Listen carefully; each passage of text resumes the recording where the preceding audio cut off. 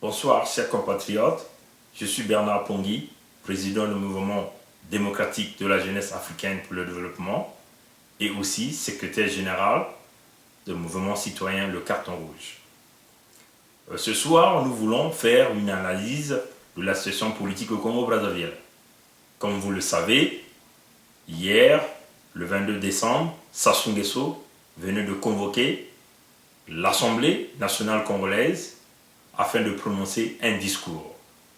Discours au cours duquel il venait de dire devant ses députés que au premier semestre de l'année 2016, les Congolais iront aux urnes pour voter le nouveau président de la République. Ce qui revient à dire que M. Denis Sassou Nguesso venait d'écourcir sa durée de mandat, qui devait être de 7 ans. D'ailleurs, que la Constitution du 20 janvier 2002 stipule dans l'article 57 que le président de la République est élu pour 7 ans au suffrage universel direct. Les raisons que M. Denis Sassou Nguesso venait d'évoquer, il dit que le peuple congolais veut passer aux nouvelles institutions. Donc ça veut seulement dire qu'il doit raccourcir son mandat de président de la République. Or, il s'avère que la Constitution du 20 janvier 2002, ni la Constitution qu'il, lui, a fait adopter le 25 octobre 2015, ne prévoit aucun mécanisme qui donne l'autorisation à Denis Sassou Nguesso de pouvoir raccourcir la durée de son mandat. Dans son allocution, M. Denis Sassou Nguesso a parlé de l'article 244, que je vais vous lire. Les institutions issues de la Constitution du 20 janvier 2002 fonctionnent jusqu'à la mise en place de nouvelles institutions sans pouvoir dépasser, pour des institutions pourvues par voie élective, l'expiration de leur mandat. Donc vous voyez bien que cet article ne permet pas à Sassou Nguesso de pouvoir raccourcir son mandat de 7 ans et de pouvoir faire une anticipée au premier semestre de l'année 2016. Donc, nous tenons à vous rassurer ici que M. Denis Sassou Nguesso est dans la fausseté. M. Denis Sassou Nguesso veut encore légitimer les erreurs qu'il venait de commettre. Sassou est pris dans son propre piège, il faut le dire. Tellement qu'il est entouré par des gens qui n'ont aucune connaissance. Des soi-disant experts dans la Constitution étaient incapables de prévoir tout ce qui se passe actuellement. Parce que Denis Sassou Nguesso, en voulant abroger la Constitution du 20 janvier 2002, devrait aussi démissionner parce que c'est une Constitution sur laquelle il a eu à prêter serment comme président de la République. Du moment où il fait adopter une autre Constitution, Denis Sassou Nguesso n'a pas prêté serment devant la nouvelle Constitution qu'il vient d'adopter et donc du coup ne peut plus être un président légitime du Congo-Brazzaville. Donc Denis Sassou Nguesso devait s'engloutir avec la Constitution du 20 janvier. Mais chose qu'il ne l'a pas fait.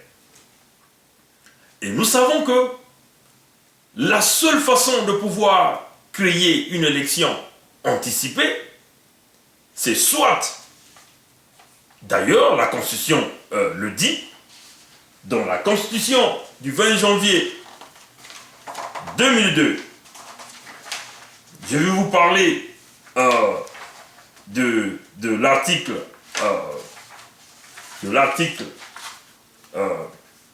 70.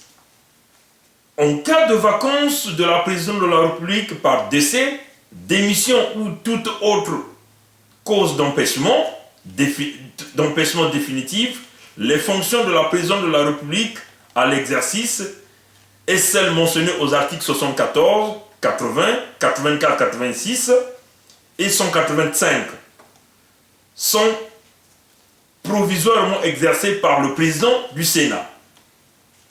La vacance est constatée et déclarée par la Cour constitutionnelle saisie par le président de l'Assemblée nationale. Donc, ici, nous voyons bien que ça c'est la Constitution du 20 janvier 2002 qui le dit. Mais là, je vais donc prendre l'article 78 de la Constitution qu'il venait d'adopter. La nouvelle Constitution de M. Sassou Nguesso, dans son article 78, parle aussi de la même chose. Sa Constitution est claire. Hein? Je dis, en cas de vacance de fonction de président de la République par décès ou par toute autre cause d'empêchement définitif, les fonctions de président de la République, à l'exception des attributions mentionnées dans les articles 82, 83, 86, 87, 88, l'alinéa 2, 89, 91, 92, 138, 162, 217 et 240 sont provisoirement exercés par le président du Sénat. En cas d'empêchement du président du Sénat, elles sont assurées par le président de l'Assemblée nationale. En cas d'empêchement de l'un et de l'autre, par le Premier ministre, la vacance est constatée et déclarée par la Cour constitutionnelle, saisie par le Premier ministre. Donc, chers compatriotes, distingués invités, les citoyens du monde entier, les démocrates du monde entier, vous comprenez ici que nous sommes en face d'un individu qui a toujours l'habitude de tricher. Sassou, dans sa constitution qu'il venait d'adopter le 25 octobre 2015, et aussi notre constitution du 20 janvier 2002, ne prévoit aucun mécanisme et ne donne aucune autorité à Sassou Nguesso de pouvoir raccourcir son mandat. Donc, nous venons de démontrer ici que Sassou n'a pas la légitimité parce que ce n'est que la Constitution qui donne l'autorisation à Sassou Nguesso cette possibilité de pouvoir venir ou encore raccourcir son mandat afin d'aller à une élection anticipée. Alors, nous voyons aujourd'hui que les deux constitutions, si nous voulons patauger entre les deux constitutions, on se rend compte que les deux constitutions, celle du 20 janvier 2002 et celle que M. Sassou Nguesso pense que c'est la constitution sur laquelle il va faire baser les nouvelles institutions, ne lui donne pas cette possibilité de pouvoir raccourcir sa durée de 7 ans que le peuple congolais lui avait donné. Et donc, Sassou Nguesso, la seule façon de raccourcir, c'est de démissionner. La Constitution est très claire là-dessus. Donc, vous voyez bien ici que M. Sassou Nguesso veut encore faire un passage en force.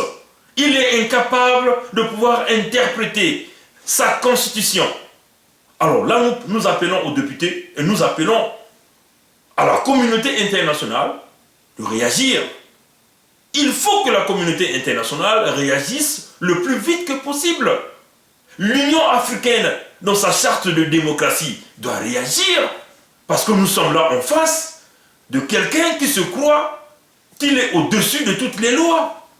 Quelqu'un qui est en train de désobéir à la loi fondamentale de son État. Que M. Sassou nous explique ici. C'est quoi l'autorisation qui lui permet de pouvoir raccourcir son mandat de 7 ans et de le ramener et de pouvoir aller à une élection anticipée. Sassou n'est pas mort. Sassou n'a pas démissionné. Sassou n'est pas incapable d'exercer sa fonction actuelle. Mais c'est quelle raison qui pousse Sassou de pouvoir aller à une élection anticipée? de pouvoir raccourcir sa durée, son mandat de 7 ans que le peuple congolais lui avait confié. Alors, là, nous voyons bien que Sassou est en contradiction avec sa constitution. Et donc là, nous demandons à la Cour constitutionnelle de lire le droit. Je ne suis pas un juge, je ne suis pas un avocat, je suis seulement un simple citoyen qui peut aller prendre ces documents, lire et interpréter d'une manière claire.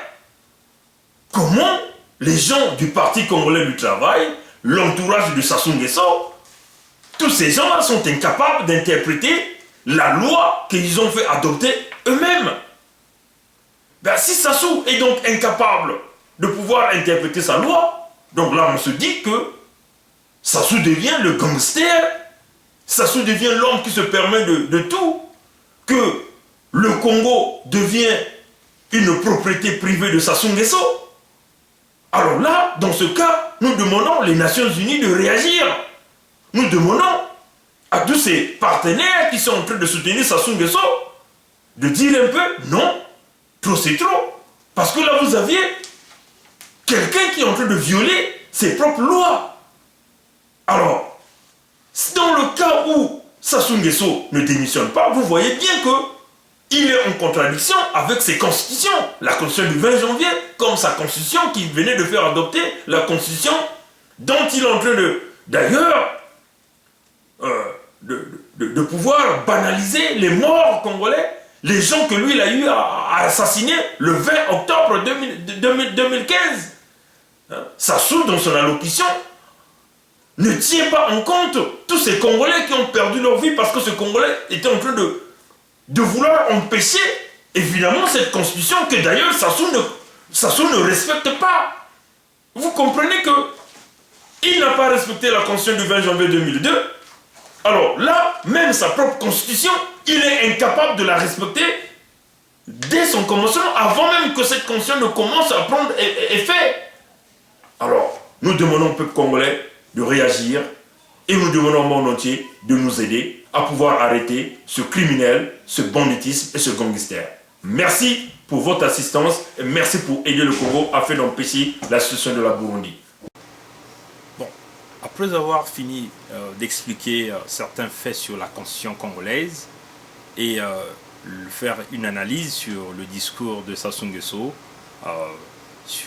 tenu à l'Assemblée nationale congolaise, nous voulons maintenant là passer notre message à l'opposition congolaise, notamment à l'IDC et le FOCAD, qui sont les deux plateformes politiques constituées au Congo-Brazzaville pour lutter contre le coup d'État constitutionnel de M. Sassou Nguesso.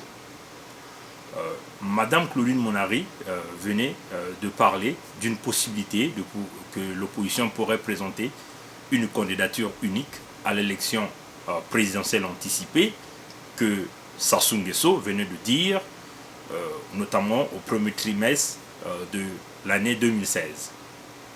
Ben, écoutez, peuple congolais, soyons sérieux. Nous avons tous rejeté la constitution de Sassou Nguesso. Nous avons tous dit non.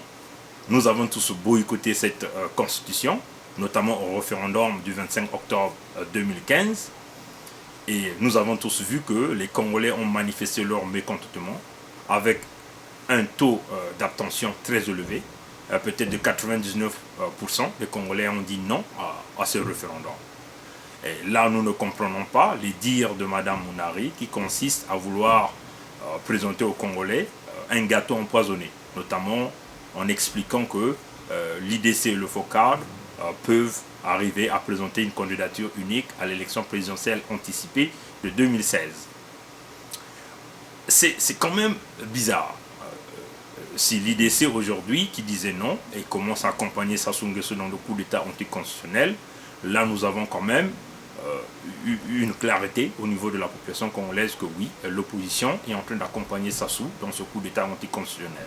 Donc en fait de compte, tous ces leaders d'opposition, ils partagent tous le gâteau. Ce qui compte pour eux, c'est leur famille. En fin de compte, ils font ce qu'on appelle la politique du ventre, qui consiste à vouloir empocher ou encore recevoir de l'argent de la part de ceux qui sont au pouvoir, et en oubliant les souffrances de ce peuple qui est en train de crier haut et fort pendant plus de 32 ans dans la souffrance.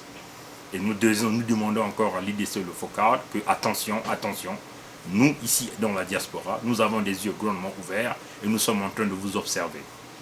On ne peut pas accepter que vous accompagniez Sassou dans ce coup d'État constitutionnel. Et nous vous demandons de ne pas aller à cette élection parce que toutes les conditions préalables que vous avez posées, notamment sur revoir tout le système électoral, les listes électorales, les découpages électoraux n'ont pas été vus, n'ont pas été revus. Donc vous ne pouvez pas y aller à une élection présidentielle anticipée, que d'ailleurs Sassou qui est dans la fausseté, parce qu'en le faisant, vous rentrez dans la fausseté avec Sassou Nguesso. Au peuple congolais, nous vous demandons d'être vigilants. Soyez très vigilants, le peuple congolais. Et nous vous demandons aujourd'hui à ceux qui sont au Congo, ou aussi ceux qui sont à l'étranger, de commencer d'appeler ces leaders de l'opposition, de leur dire attention, attention, le peuple ne peut pas accepter ces conneries parce que en le faisant, vous accompagnez Sassou et vous voulez légitimer le coup de force de Sassou Nguesso. Aussi, notre message consiste aussi à nos collègues, ceux qui sont de la diaspora de France.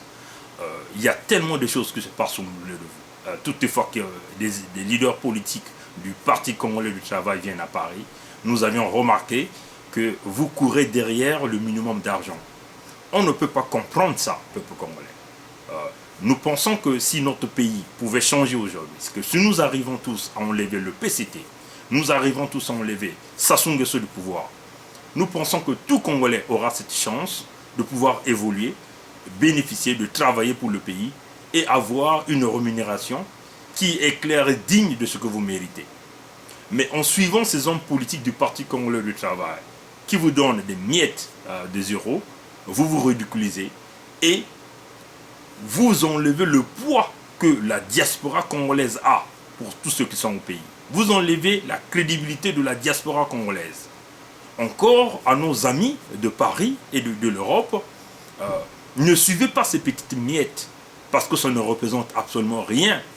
Vous ne pouvez pas vendre votre âme pour des miettes et pouvoir accepter que nos parents qui sont au Congo continuent de souffrir à cause de votre connerie parce que vous voulez accompagner ce système en recevant ces petites miettes. Mais nous pensons que dans les jours qui vont suivre, vous allez commencer à réfléchir, vous allez commencer à dire non, la souffrance c'est d'abord la souffrance de nos frères, de nos parents qui sont au Congo, et que vous allez commencer à vouloir mener une vraie résistance qui consiste à sauver le Congo.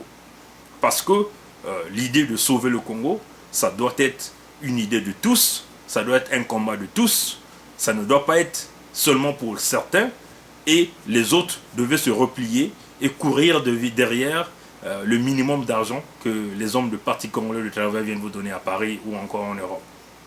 Mais nous croyons que nous sommes tous unis et que nous continuons à travailler pour pouvoir faire chuter ce régime dictatorial de Sassou Nguesso. Encore, merci. Merci d'avoir écouté nos vidéos et que nous pensons que nous gagnerons dans les jours qui vont venir.